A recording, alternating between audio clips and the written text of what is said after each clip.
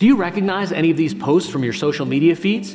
These dramatic pictures of fires in the Australian outback? Or how about that time back in 2012 when it seemed the entire internet was looking for a certain Ugandan warlord? All of these posts have something in common. They're not exactly what they may seem. These are all examples of a phenomenon, let's call it virtuous misinformation. It's when people share information that is false or misleading while trying to help or promote a cause they care about. It's something that many celebrities and world leaders seem to keep slipping up on. Yes, that's right, even the Prime Minister of Canada and the President of France don't always double-check what they're sharing. And it can have serious consequences for the causes they want to support, as well as for society at large. Typically on Take on Fake, we talk about the ways misinformation and disinformation can lead everyday people down rabbit holes to dangerous ideologies. But what happens when someone unknowingly shares misinformation in an attempt to do good?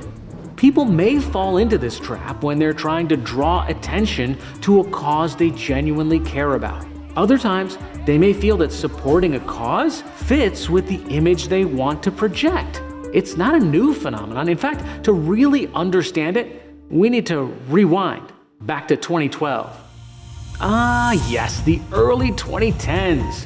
Who remembers the internet back then? Those years gave us some of the first truly iconic viral moments.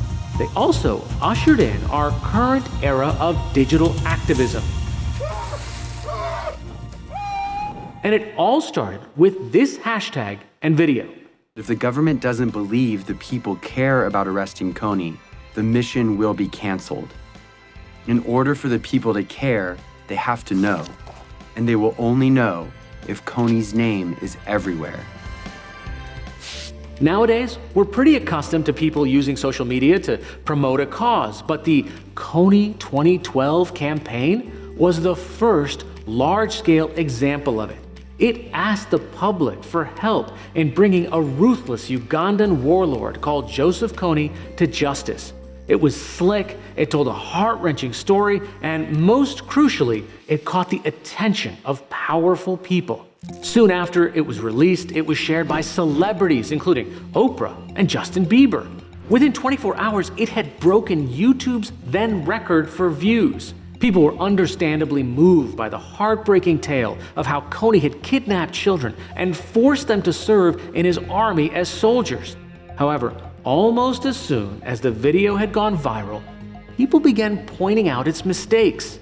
There's been criticism that says Joseph Kony is no longer in Uganda, he is somewhere in Congo, and therefore you're putting the people at risk now for retaliation. That's right. Joseph Kony wasn't actually in Uganda anymore at the time.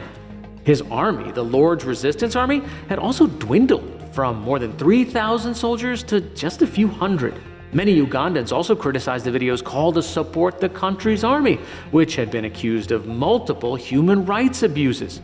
It bothered me because that's not the situation in Uganda today. It's unfortunate that we can have people who are merchandising but using people's problems. How can they use a situation of war to benefit themselves? Arguably, even more important, many critics also believed the video presented a patronizing, racist image of Uganda as a country that needed saving by Americans. It fed into what some call the white savior complex. The criticisms were coming so hard and fast that a Tumblr blog, yes, another 2010s relic, was soon set up to collate them all. A major ingredient of the video's viral success was its simplicity. However, this is also what led it to become misleading. In creating a catchy message and narrative that could spread on social media, the filmmakers ended up massively oversimplifying a very complex issue.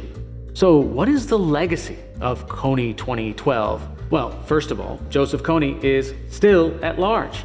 In 2017, both the US and the Ugandan governments decided that he was no longer a security risk and gave up on the hunt to find him.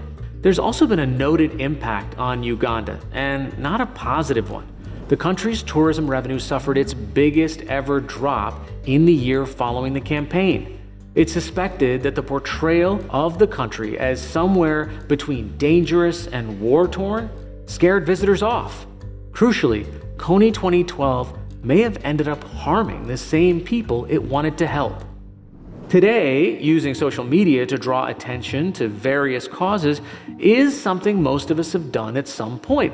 Things still go viral, but there are more platforms and so much more content, all vying for attention. Perhaps this information overload is why some people appear to have never learned the lessons of Kony 2012 and still end up sharing virtuous misinformation when they're trying to help out.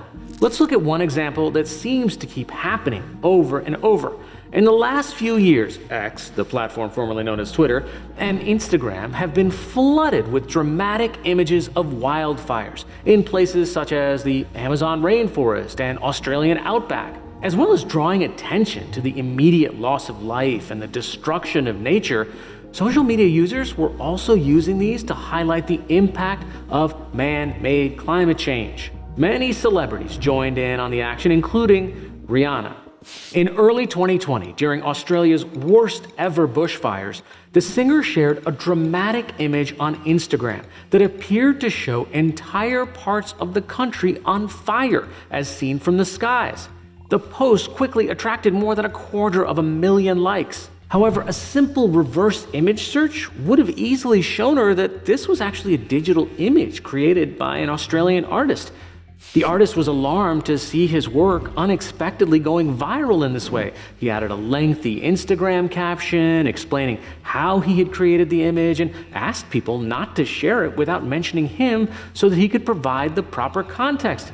He created it using data on the total number of fires.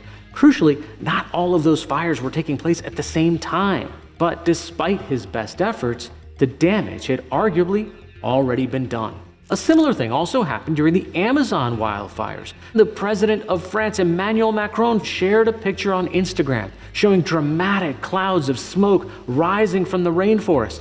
This photograph had actually been taken back in 1989, more than 30 years earlier. It might be tempting to ask, where exactly is the harm in all this? After all, the fires were taking place. What's wrong with using these images to draw attention to them? Sharing false information can have serious repercussions, no matter what the topic or intent. It can stoke hysteria, and it deepens public mistrust. And at a time when people are more skeptical of official institutions than ever, this can have serious consequences. For example, if you care about climate change, remember, there are a lot of people out there who still don't believe it's caused by human activity. Sharing misinformation can give them an excuse to discredit you. And when there's a vacuum of official information on whatever topic you're posting about, and people are relying on social media to stay informed, it becomes even more crucial to double or even triple check what you're sharing. In September 2022, protests broke out in Iran against the country's totalitarian regime. The protests themselves had been sparked by the death of a young woman in custody, and the police and authorities were soon cracking down hard on demonstrators. Iranians don't have access to a free and democratic press. Foreign journalists like me are not allowed into the country to report on what's happening, so social media has been a vital source of information. Many young Iranians used platforms such as TikTok to document the protests themselves or share displays of rebellion, such as young women dancing without their hijabs. In November 2022, the Prime Minister of Canada, Justin Trudeau, shared some shocking news on the service then known as Twitter. He wrote that Canada denounces the Iranian regime's barbaric decision to impose the death penalty on nearly 15,000 protesters. His source was an Instagram post showing a woman holding an Iranian flag with the caption, "Iran sentences 15,000 protesters to death," as a hard lesson for all rebels. Fact-checkers exposed the viral posts fairly quickly. Nevertheless, President Trudeau's tweet stayed up for a whole 12 hours. Some protesters in Iran have indeed been sentenced to death, and some have already been executed.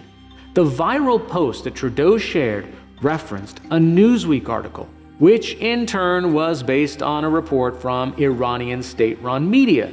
It mentioned that 15,000 protesters had been arrested and that they could potentially face harsh punishments, including the death penalty.